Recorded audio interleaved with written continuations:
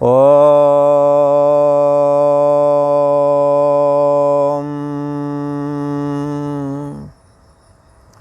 श्री योग वासिष्ठ के स्थिति प्रकरण में श्री वशिष्ठ जी महाराज बोले, हे राम जी,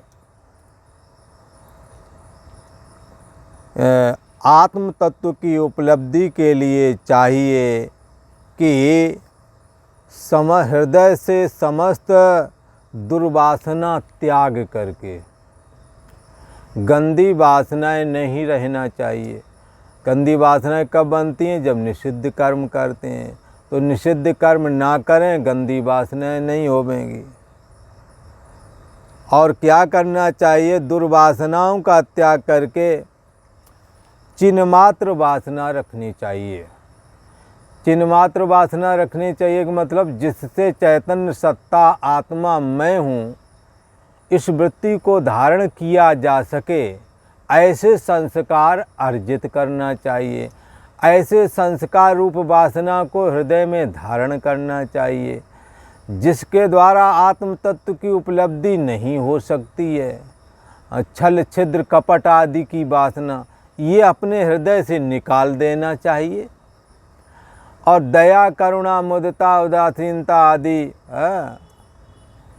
ये जो वासनाएं इनकी रखनी चाहिए। इसके द्वारा आत्मा की उपलब्धि होती है। आत्मा का श्रवण मनन निधिध्यासन करें, इसके द्वारा आत्मा की उपलब्धि होती है। जिसके द्वारा आत्मा की उपलब्धि होती है उसको कहते हैं चिन्मात्र वासना। डायरेक्ट अथवा इनडायरेक्ट जैसे भी हो, परमात्मा की उपलब्धि हमारे को करनी है। उसके लिए हमें जो करना है वो करेंगे। इसलिए एक जगह तो इसी योग वशिष्ठ में कहा है, अगर गंदे कर्म करने वाले, गंदे संस्कार वाले जो लोग हैं उनको कहते हैं नीच। निषिद्ध आचरण करते हैं, हिंसा में प्रवृत्त हैं, ये सब नीच कहलाते हैं। व्यर्थ में ही निर्दोष की हिंसा कर देते हैं, ये सब नीच हैं। ऐसे नीचों के यहाँ भी यदि लेकर के खाना पड़ जाए और रहने की जगह ना हो, तो सांप की बामी हैं जिनमें सांप रहते हैं, ऐसी कोई गुफा हो, उस गुफा में रहना पड़ जाए तो रहे, क्योंकि सांप जिसमें रहता है उसमें कभी ना रहे, ना मालूम कब सांप काट ले। पर यदि परमात्मा की आत्मसत्ता की उपलब्धि हो जाए तो जो जो नीच लोग हैं उनके यहाँ से मांग के खाना पड़ जाए और सांप की बामी वाली गुफा में जामे, जिसमें कि सर्प रहता भी है, ऐसी जगह रहना भी पड़ जाए तो रह जावे, पर ब्रह्म चिंतन करे, आत्मचिंतन करे, समस्त कष्टों को सहले, शिकवा न करे, आत्म तत्व का चिंतन करे। इसलिए आत्मा की उपलब्धि कैसे? आत्मा बारे दृष्टव्या, जानना चाहिए आत्मा को। दृष्ट धातु ज्ञान अर्थ, आत्मा का ज्ञान करना चाहिए। कैसे करें? बोले श्रोतव्यो मंतव्यो निदिध्यासितव्या। कैसे करें? ये श्रोतव्यो मंतव्यो निदिध्यासितव्या कैसे करें? गुरु सूषया विद्या, गुरु महाराज की सेवा करते हुए श्रवण मनन निध्यासन करें, ना कि वो लाना देने के लिए जैसे आते ना बगल की महिलाएं या पुरुष हो, तुम्हारे ऐसा किया वैसा किया, दो चार खरी खोटी सुना कर चले गए। भाई गलती होती तो सुनना पड़ता है। ऐसे ही जा कर के साधु संतों के पास में भी कुछ सुनाया, कुछ सुना, कुछ उन्होंने बताया अपने युक्ति आदि के द्वारा, उसको समझा नहीं बल्कि काट पीट के अलग कर दिया और अपनी बात और रख के चले आए। तो इस तरह से तो बोध नहीं होता। बोध तो उन अनुभवी महात्माओं की सेवा करके और वो किस युक्ति से आत्मा को श्वासे अभिन्न होकर के अनुभव करते हैं, जो आत्मा दिखता नहीं है। हाँ, कभी आज तक किसी को दिखा ही नहीं है।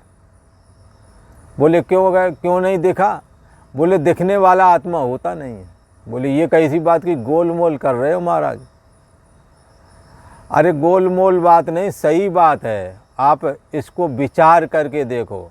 घड़ा जब भी देखता है छिद्र बना देते घड़े के अंदर, और वो जो भी उन छिद्रों से देखेगा तो आगे प्रत्यक्ष जो वस्तु देखेगा वो अपने से अलग वाली देखेगा, और जो उसे नहीं दिखती है उसे परोक्ष कहते हैं। जैसे हम यहाँ बैठे, दिल्ली में जो चीज़ है वो हमारे लिए परोक्ष है, नहीं दिख रही है, पर आँखों से जो सामने दिख रहा है वो प्रत्यक्ष है।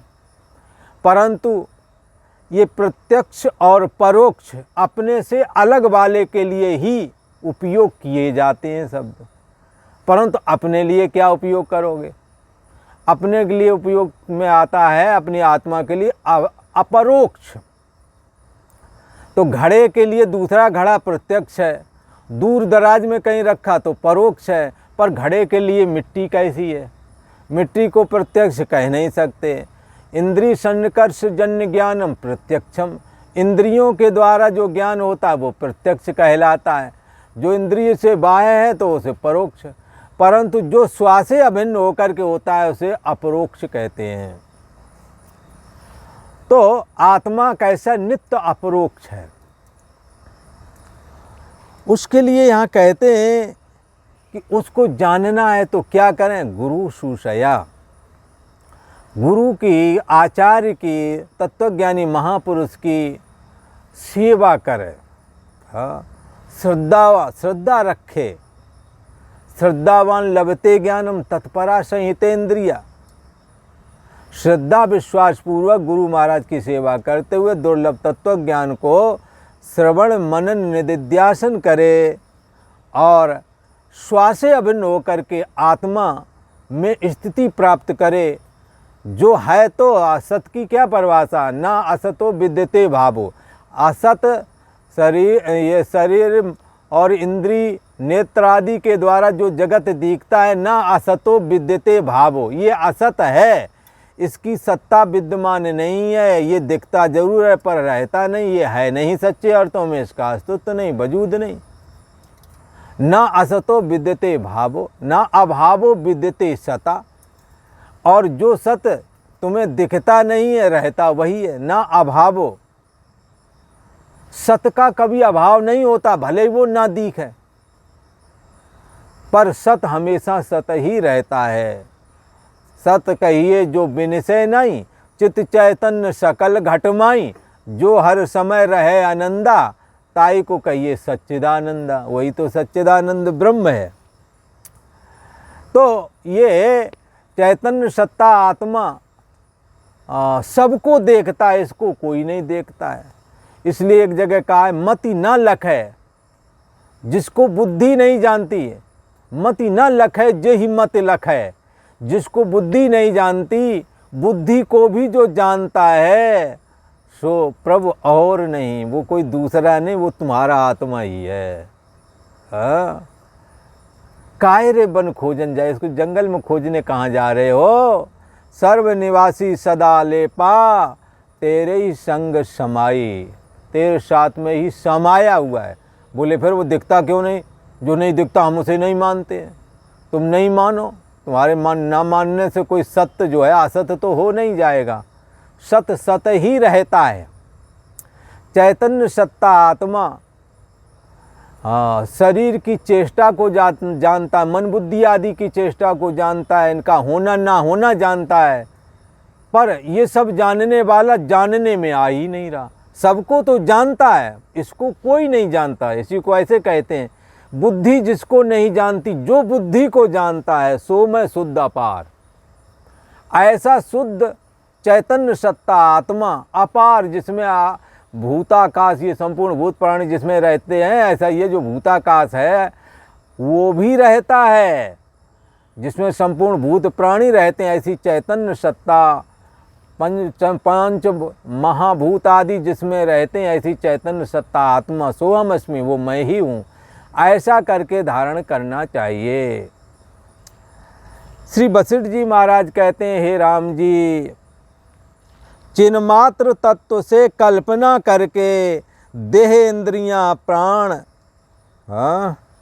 देह इंद्रियां प्राण तम प्रकाश और वासना आदिक जितने भी हैं, पद पदार्थों की वासना आदिक, ये सब भ्रम मात्र ही हैं, जैसे स्वप्ने के दिखते हैं और भ्रम मात्र ही भाषित होने लगे हैं। स्वप्ने होए भिखारी नृप, सपने में कोई भिखारी हो जाए, बोला तो भिखारी हो जाए है राजा, अगर भिखारी हो गया तो कोई खास फर्क नहीं पड़ेगा, न हानि न लाभ कछु। राजा भिखारी बन गए, भिखारी राजा बन गया। अब बताओ किसको ज़्यादा फायदा है? सपने होए भिखारी नृप, राजा भिखारी हो, अगर रंक नागपत हो, जागे हानि न लाभ कछ, जागने से हानि और लाभ कुछ है ही नहीं। ऐसे ही प्रपंच को हमें समझना चाहिए। श्री वशिष्ठ जी महाराज कहते हैं, हे राम जी, वासना का समूल त्याग करके आत्मसत्ता का श्रवण आदि करके आत्मा को स्व से अभिन्न होकर के अनुभव करना चाहिए। और कैसा? चिन्ह मात्र वासना रखनी चाहिए। मुझे चैतन्य सत्ता आत्मा की उपलब्धि करना है, इससे संबंधित संस्कार धारण करना है और कोई दूसरा विचार हृदय में नहीं बैठने देना चाहिए, क्योंकि दूसरा चिन्ह मात्र की वासना के अलावा जो वासना होगी वो सांसारिक होवेगी। इसलिए चिन्ह मात्र वासना को बलपूर्वक हृदय में धारण करे। तो यहाँ कहते हैं कि चिन्ह मात्र से कल्पना करके ये देह इंद्रियां प्रकाश अंधकार वासना आदि की ये सब भ्रम मात्र भाषाएँ हैं। शुद्ध चैतन्य आत्मा से मन फोड़ता है, मन से देह और जगत, और फिर उनमें क्रियाकलाप करने से जो वासना बनती है, इसी को यहाँ कहा है ये वासनात्मक भ्रम। धन पुत्र स्त्री आदि मकान दुकान आदि करके ये वासनात्मक भ्रम, ये कैसे दिख रहे हैं? जैसे स्वप्ने में भास आए थे, वैसे यहाँ भी भास आए हैं, दिख रहे हैं, सच्चे अर्थों में नहीं हैं। ऐसा स्वप्न से जागने वाला धारण करता है। ऐसे ही इस जगत के प्रति भी विचार दृष्टि का आश्रय करके आत्मा ही वेदम सर्वम, सब कुछ आत्मा ही है, ऐसा धारण करना चाहिए। हे राम जी, जब मल अर्थात अहंकार संयुक्त इनको त्याग करोगे, किसको? देह इंद्रियां प्राण। देह इंद्रियां प्राण आदि क्या? ये शरीर है। देहाभिमान अर्थात देहाभिमान का त्याग करना, और अज्ञानता और ज्ञान, अज्ञानपना और ज्ञानपना, ज्ञान का भी अभिमान होता ना, तो कहते हैं इन दोनों का भी त्याग कर देना चाहिए। इसलिए यहाँ कहते हैं कि जब सबका त्याग कर दोगे तब मल अहंकार संयुक्त इनको भी त्याग करोगे। किसको? जिसके द्वारा त्याग किया गया है, उसी को यहाँ कहते हैं कि अहंकार संयुक्त इनका त्याग करोगे, तब आकाश के समान स्वच्छ और निर्मल हो जाओगे। मल का त्याग करो। मल क्या है? मल माने गंदगी, मन की ही गंदगी है। देहाभिमान, देह से मैं सदा बना रहूं। प्राण मन बुद्धि आदि ये सब वासनात्मक मल हैं, और कहाँ से आए? ये सब मन से आए हैं। इसलिए कहते हैं जब मल अर्थात अहंकार संयुक्त इन सब का त्याग करोगे, तब आकाश के समान ये तुम्हारा मन, ये अंतःकरण स्वस्थ होवेगा। इस प्रकार सबको त्याग करके शरीर या देहाभिमान का त्याग किया, प्राणमय कोश, मनोमय कोश, इन सब का त्याग किया। पीछे जो तुम्हारा स्वरूप है, जो चैतन्य सत्ता आत्मा बचता है सबसे पीछे लास्ट में, वह प्रत्यक्ष होवेगा, वह दिखेगा कि ये बचा हुआ तत्व को देवा, ये कौन सा देव है जो बुद्धि को देख रहा है। क्या देख रहा है? क्या किसी ने पूछा? बुद्धि का होना और ना होना। अभी बुद्धि है, सब कुछ जान रही है, फिर कुछ भी ना जाना, जब सो गई तो इस चीज़ को जो जान रहा है उसको मति न लखे। बुद्धि इस बात को नहीं जानती है, बल्कि बुद्धि का होना न होना उसके द्वारा जाना जाता है। तो वो जो सबसे पीछे बचेगा, कब बचेगा? अहंकार, प्राण, मन, शरीर आदि के अभिमान का त्याग करें। मन प्राणमय कोश यानी प्राण आ गए, मनोमय यानी मन आ गया, इनका अभिमान त्याग करें।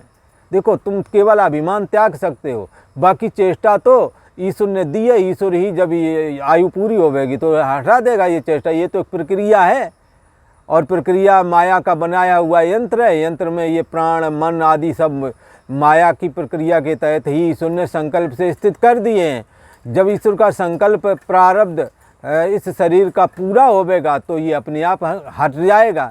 लेकिन इससे शरीर, मन, इंद्रिय आदि जब इस शरीर से निकलेंगे, उससे पहले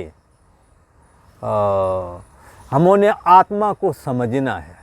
यदि आत्मा को समझ लिया तो कैसे इन सब का अभिमान त्याग करके ये बनने तो रहेंगे। ईश्वर का संकल्प तुम तोड़ नहीं सकते। हम और आप कितने अपराधी किसी को मारने के लिए पूरा एड़ी चोटी का जोड़ लगाते, पर नहीं पाते, वो मार नहीं पाते।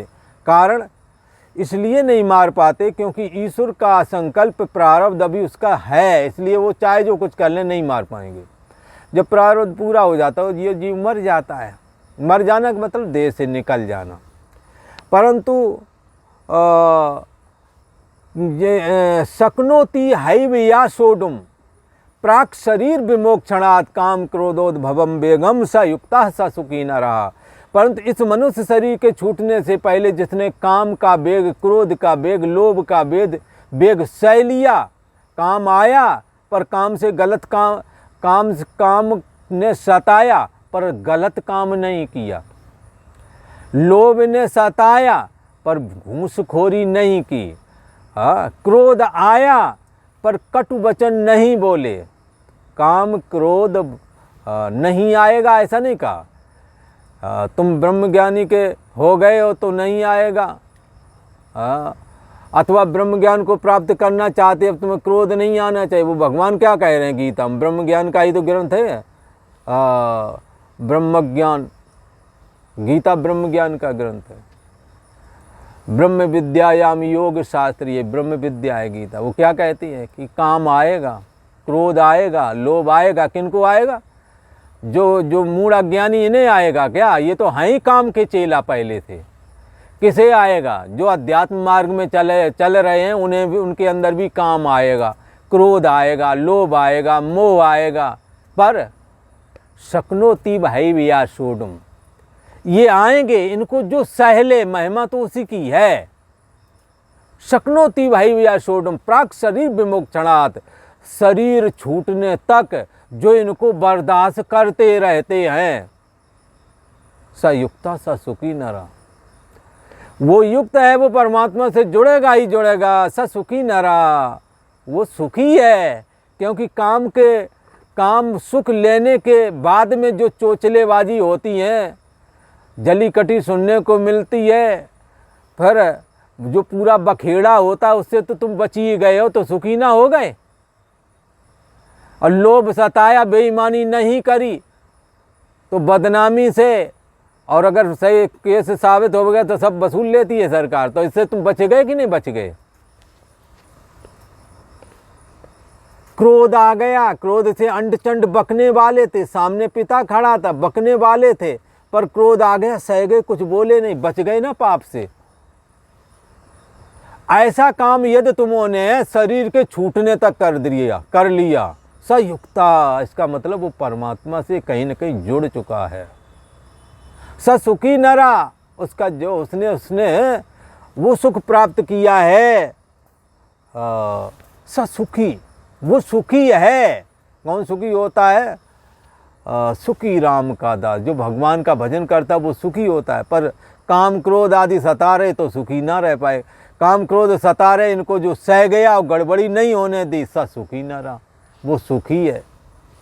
इसी को यहाँ कहते हैं कि जब अहंकार आदि का त्याग कर दोगे तो पीछे जो शेष बचेगा वो कोई दूसरा नहीं, तुम्हारा अपना निज स्वरूप आत्मा ही होवेगा और वो फिर बताना नहीं पड़ेगा, वह प्रत्यक्ष हो जाएगा और ये साधक उस आत्मा को जान करके धन धन हो जाता है। आज इतना ही। ओम।